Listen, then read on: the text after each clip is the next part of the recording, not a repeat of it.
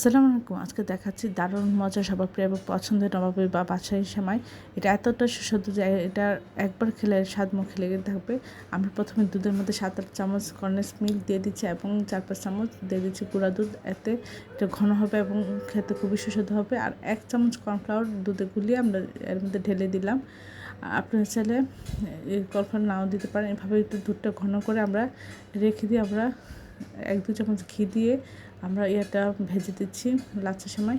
আপনাদের কাছে ঘি চেষ্টা করবেন দিতে, তাহলে ফ্লেভারটা ভালো আসে। না থাকলে আপনারা তেল দিয়ে হলেও ভেজে নেবেন। এভাবে একটু যখন লাল লাল হয়ে আসবে তখন আমরা এটা নামিয়ে রাখবো।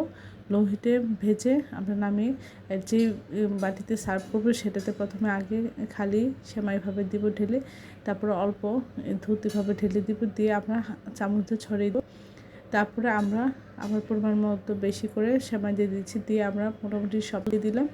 দিয়ে আমরা উপরে কিছুটা খালি সেমাই উপরে ছিটিয়ে ছড়িয়ে দিলাম। দিয়ে আমরা এখানে কিশমিশ বাদাম কয়েক রকমের দিয়ে সাজিয়ে দিলাম। এটা এতটাই টেস্টি, এতটাই সুস্বাদু হয়েছে বলার বাইরে। এটা মুখে দিলে মনে হয় যে আমরা কি খেয়েছি, আসলে এতটাই টেস্টি হয়।